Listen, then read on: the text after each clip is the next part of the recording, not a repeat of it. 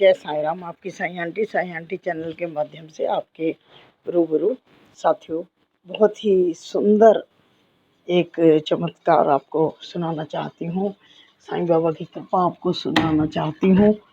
बहुत पुरानी है लेकिन मुझे अचानक याद आई आज। तो हुआ यूँ कि उस समय मैं मानसरोवर पार्क के स्कूल में टीचर थी। लगभग 20 साल पुरानी बात आपको बताने जा रही हूँ मैं। गजब का चमत्कार कि मेरा बर्थडे था 9 अप्रैल को और मैं उस दिन लोधी रोड बाबा जी के दर्शन करने के लिए जा रही थी और 2-4 दिन पहले ही मैं शिरडी से होकर आई थी। तो हमारे एक स्कूल में ड्राइंग की टीचर थी उस समय, मिथिलेश शर्मा। उनके भाई काफ़ी बीमार थे और एडमिट थे। वो उनको लिवर का इन्फेक्शन था शायद, लेकिन वो साईं डिवोटी थे। तो मैंने अचानक ही आधे रास्ते में गई थी, अभी लोधी रोड पहुंच नहीं पाई थी। तो मैंने अचानक ही मिथिलेश मैडम को फ़ोन कर लिया कि मिथिलेश जी, आपके जो भाई हैं दिनेश जी, उनका क्या हाल है। तो बोले कि मैडम कल से साईं साईं कर रहे हैं बस, और हालत तो उनकी ठीक ज़्यादा है नहीं। मैंने कहा अच्छा। तो कह रहे हैं कि मुझे साईं से मिलना है, मुझे साईं से मिलना है। तो साथियों, मुझे बहुत अंदर से तकलीफ़ हुई कि वो तो उठ नहीं सकते, बेड से हॉस्पिटल में एडमिट हैं। तो मैंने क्या किया कि मैं रास्ते से वापस अपने घर आ गई।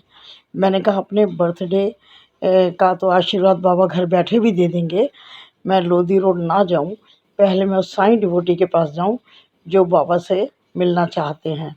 तो मैंने साथियों क्या किया कि जो 2-4 दिन पहले मैं शिरडी से आई थी और बाबा के समाधि के फूल भी मैं लेकर आई थी और बाबा का चित्र भी लाई थी, और उदी तो होती ही है हमारे पास। तो मैं ये सारा सामान लेकर के ना मैंने एड्रेस पूछा मिथिलेश जी से कि अपने भाई जहाँ पर एडमिट है वो मुझे बता दो। कैलाश हॉस्पिटल था वो, मतलब मेरे घर से तो काफ़ी दूर था, लेकिन मैंने कहा कोई बात नहीं, मैं जाऊंगी। तो साथियों, मैं वहाँ पर गई और मैं जब उनके रूम में जाने लगी तो मैंने क्या किया कि मैंने बाबा जी की फ़ोटो को अपने आगे लगा लिया, अपने सीने से आगे लगा लिया। दोनों हाथों से मैंने यानी कि बाबा की फ़ोटो पकड़ ली और मैंने ये कहा बाबा आप आगे चलो, मैं आपके पीछे हूँ। ऐसा कह कर के साथियों मैं भाई साहब के कमरे में, दिनेश जी के कमरे में चली गई। तो वहाँ पर उनका बेटा था, तो वो तो मुझे पहचानते नहीं थे दोनों। तो मैंने बताया कि मैं मिथिलेश जी की फ्रेंड हूँ, उनके स्कूल में टीचर हूँ। तो बड़े खुश हो गए भैया भी और उनका भतीजा भी। तो भैया ने कहा दिनेश जी ने कि दीदी के लिए, बुआ जी के लिए चाय लाओ। तो मैंने कहा आप नहीं पियेंगे क्या? तो बोले कि नहीं, आप आ गए हो, आपके साथ तो मैं पी लूँगा। तो साथियों, एक तो वो इसी बात से खुश हो गए कि मेरे हाथ में साईं बाबा थे। मैंने उनके सिरहाने पर वो बाबा जी का चित्र जो था वो मैंने रखा। तो फिर बोले कि वहाँ पर तो बाबा की समाधि के फूल भी होते हैं। तो मैंने फ़ौरन अपने पर्स में से फूल निकाले। मैंने कहा लो भाई साहब, फूल भी लाई हूँ। फिर बोले कि वहाँ पर ऊदी भी तो मिलती है। तो मैंने फिर ऊदी भी निकाल कर के उनको दी। मैंने कहा लो, ऊदी भी लाई हूँ। तो इतने खुश हो गए, बोले अरे तुम तो पूरी शिरडी ले आई हो। मैंने कहा बाबा खुद आए हैं आपके पास, आप बाबा को कल से याद कर रहे हैं। तो उनके बेटे ने कहा कि बुआ जी पता है क्या हुआ कि इनको ना मेरे फूफा जी मतलब हंसी में चिढ़ा रहे थे, है ना, जैसे साले बहनों की हंसी नहीं होती आपस में, तो उस तरह से वो हंस रहे थे। वो बोल रहे थे कि भाई अब अंतिम समय है यार तेरा, अगर किसी से मिलने का मन हो, किसी से दोस्ती हो और कोई मैडम भी हो तो बता दे भाई, अपने यंग एज की हो तो भाई तुमसे मिला दिया जाए। तो पता है बुआ जी पापा ने क्या बोला कि मिला सकते हो जिससे मैं मिलना चाहता हूँ। तो बोले कि हाँ बोलो तो सही। तो पापा ने कहा कि मैं तो साईं से मिलना चाहता हूँ, साईं से मिलना है मुझे। तो साथियों, क्या डिवोटी, कैसे डिवोटी देखिए आप। तो देखिए फिर बाबा ने मुझे माध्यम बनाया, मुझे माध्यम बनाया ना बाबा ने, क्योंकि वो बाबा से मिलना चाहते थे। और इतने ज़्यादा बीमार थे कि वो तो चल ही नहीं सकते थे। तो बाबा ने मेरे द्वारा देखो, बाबा का चित्र पहुंचा, यानी कि बाबा ने कहा है ना कि मेरे चित्र को देखना मुझे साक्षात देखने के बराबर है। तो चित्र देखो बाबा ने मेरे द्वारा वहाँ पहुंचाया, शिरडी का, कहीं और का चित्र नहीं, बिल्कुल शिरडी का। और उदी तो थी। और देखिए समाधि के फूल, मतलब कि दिनेश भाई साहब एक एक चीज़ मांगते गए और मैं पर्स में से निकाल कर देती गई कि ये लो फूल भी लो, ये भी लो, ये भी लो। तो इतने खुश हो गए, बहुत संतुष्ट हो गए वो, बहुत संतुष्ट हो गए। तो फिर उन्होंने कहा कि भाई चाय ले आओ मैडम के लिए। तो मैंने कहा भाई साहब आप नहीं पियोगे? बोले कि नहीं नहीं, अब तो बाबा आ गए, अब तो मैं भी पीऊँगा। तो उन्होंने साथियों मेरे साथ करीब आधा पौना कप चाय पी ली। तो मुझे कहने लगे कि दीदी बिस्कुट भी ले लो। मैंने कहा एक आप भी ले लो। तो बोले कि लाओ मुझे भी दे दो। तो मैंने एक बिस्किट उनको दिया। तो साथियों बाबा ने उनको इतनी ताकत दे दी, यानी शिरडी का सामान देखकर, बाबा को देख करके उन्होंने बिस्किट भी लिए और चाय भी ली। जबकि उनका बेटा ये कह रहा था, मिथिलेश मैडम भी कह रही थी कि कल सुबह से इन्होंने अभी तक कुछ नहीं खाया पिया है। और बुआ जी आपके आने से तो पापा बड़े खुश हैं। और देखो इन्होंने आपके कहने से चाय भी पी ली और बिस्किट भी खा लिया। तो साथियों ये करने के बाद फिर लोधी रोड तो मेरे घर से दूर था। तो मैंने सोचा कि चलो कोई बात नहीं, अब भाई साहब को तो शिरडी का सामान सब पहुंचा दिया मैंने। तो अब मैं अपने जो कृष्णा नगर का मंदिर है, मैंने कहा चलो वहीं पे मैं बाबा के दर्शन कर लेती हूँ, फिर घर जाऊँगी। तो साथियों जैसे मैं वहाँ पर गई तो बाबा के मंदिर में मैंने देखा ऊपर 2 जो कबूतर थे ना वो बैठे हुए थे।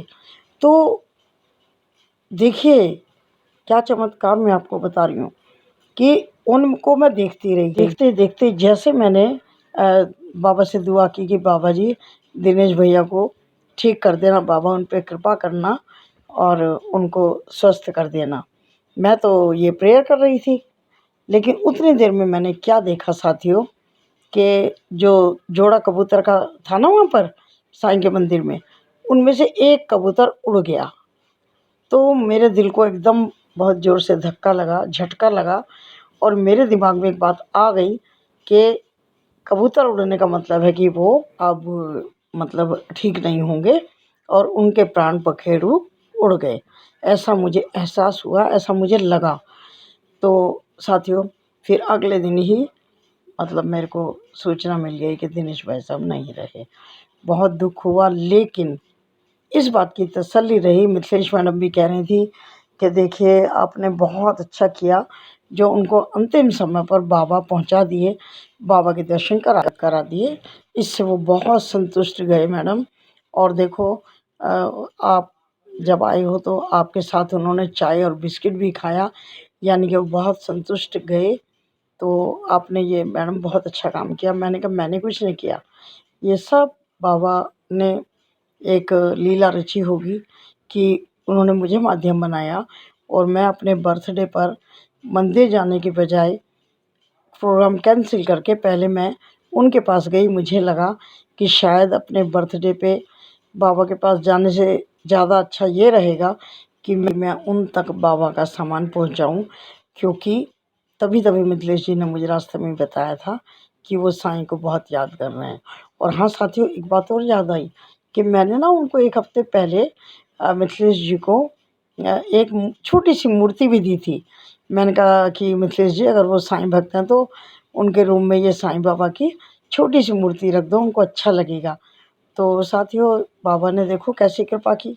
हम सभी सुनते हैं ना, और हम सभी जानते हैं और सब जगह पढ़ा भी है, सुना भी है कि बाबा कहते हैं कि जब तुम मेरे पास नहीं आ पाओगे तो मैं तुम्हारे पास पहुंच जाऊंगा, बस तुम मुझे श्रद्धा से याद करो। तो भाई साहब ने इन्हें बहुत श्रद्धा से याद किया था कि मैं उनसे मिलना चाहता हूँ बाबा से। और बाबा देखो किस तरीके से उनके पास पहुँचे और कितने संतुष्ट हो कर के वो दुनिया से गए। तो ये सब हमारा इसमें कुछ नहीं है, सब बाबा का ही किया हुआ है। यदि आपको साथियों ये चमत्कार, बाबा की कृपा अच्छी लगी हो तो आप इसको शेयर ज़रूर कीजिएगा, ताकि ज़्यादा से ज़्यादा लोगों तक बाबा की कृपा पहुँचे, ज़्यादा से ज़्यादा लोग समझ पाएँ कि बाबा किस तरह से अपने डिवोटी की मन की बात जानते हैं और किस प्रकार से उनकी मदद करते हैं और किस तरह उनकी इच्छा पूर्ति कर देते हैं। तो ये बात सब तक पहुँचनी चाहिए साथियों।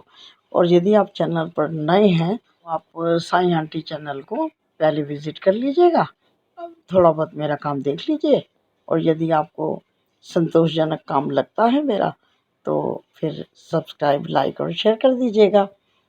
बस आपका तहे दिल से धन्यवाद करती हूँ।